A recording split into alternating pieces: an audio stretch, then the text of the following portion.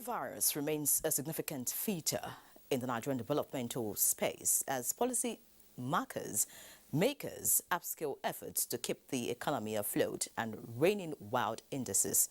Leah Katungu Babatunde has a rundown of how the economy performed in the year 2021. Well, the year started on a slow note over deep uncertainties occasioned by the effects of coronavirus pandemic that affected all spheres of life.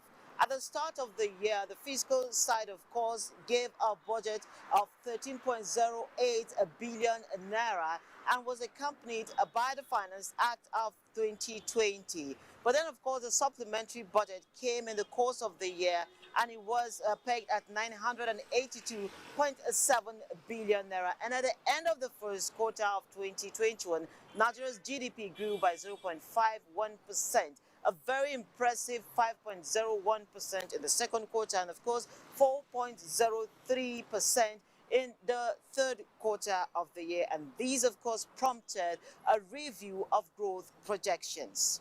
By October 2021, the federal government disclosed it had raised 73% of its targeted revenue, while value-added tax declined by 11 billion naira at the end of the third quarter.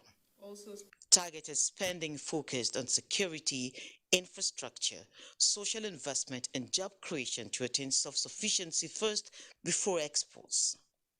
The government paid off significant liabilities of defunct agencies as recoveries of looted funds continues with reforms in the nation's public finance management system. But we've also put in place a monthly revenue monitoring committee, a presidential committee that looks at all the revenues reported by the revenue generating agencies, reconciles it to the bank, the actual amounts that is shown in the bank accounts.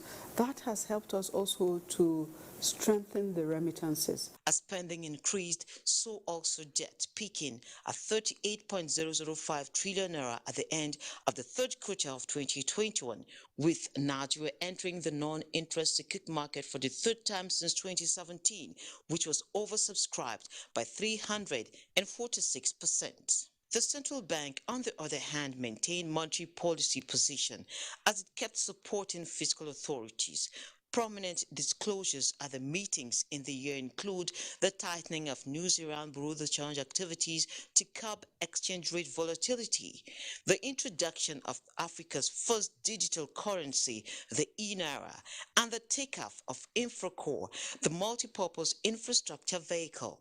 The shareholders are holding very aggressive meetings, and they are currently reviewing about 3 major projects. This December inflation rate stands at 15.4%, while the Naira exchanges for 411.95 to the dollar in the importers and exporters window, with foreign reserves declining to $40.5 billion as of December 23, 2021. Excess crude account as at last FAC meeting was valued at $35.365 billion.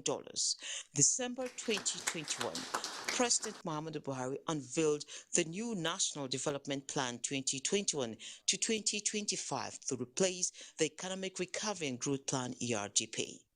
It will require a 348.1 trillion investment to achieve the set targets and will be largely driven by the private sector. And as the year wound down, the National Assembly passed the 2020 budget, which was signed by the President Friday, 31st December 2021.